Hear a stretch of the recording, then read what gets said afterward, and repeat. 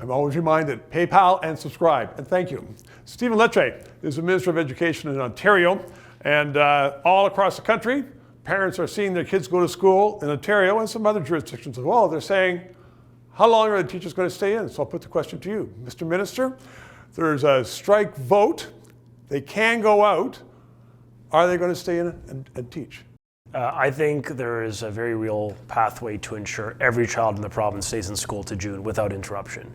I think it's fair to say, Stephen, it's been an extraordinary time in human history. Yes. Yeah, no, I mean, teachers have been through a lot. You know, we've all been through a lot with but the pandemic, kids, and it's tough. And so, but there were hints of some militancy. Yeah, there are strikes, certainly by one strike vote that is conceived by EDFO. But my point is, you know, intermittently since then and now, we've been able to demonstrate to the people of Ontario we can get deals to keep kids in school. We announced a historic agreement, a tentative agreement that lays out a framework to avert strikes. So we've now established precedent in the province with one of the largest unions representing 80,000 educators. The public high school's teacher has accepted the premise that we'll continue negotiating. In the absence of agreeing on certain terms, it goes to interest arbitration. That works for the public high school teacher, it works for the nurse, it works for the transit worker, it works for the doctor, it works for the police officer, but apparently not the public elementary teacher. And I think there's a bit of a disconnect there.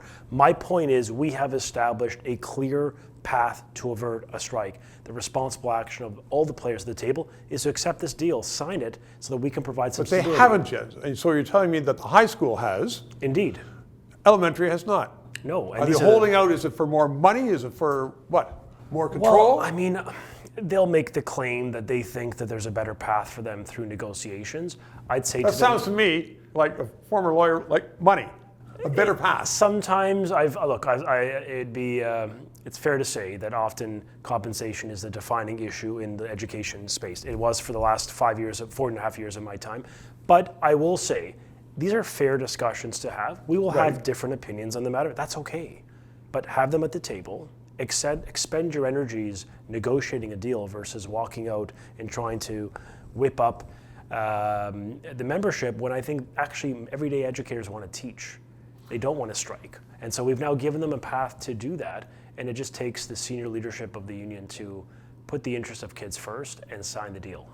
And as you just pointed out, you've been minister for quite a period of time now. You know piles of teachers. I see pictures of you all across the, every day they come say hi. Yeah, and so is there a distinction between the teachers and the union leaders sometimes? I absolutely believe so. The Premier has said that too. There's a great distinction in what their priorities are, and I think the membership want to teach.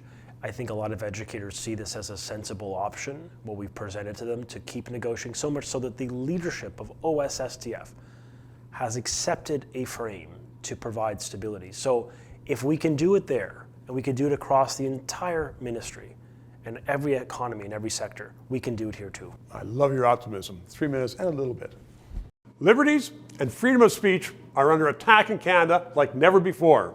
So let's keep this discussion on the air. PayPal, write a check, and please include your address so I can write a thank you letter to you. And ask your friends, please subscribe. It's important to keep this on the air. And thank you.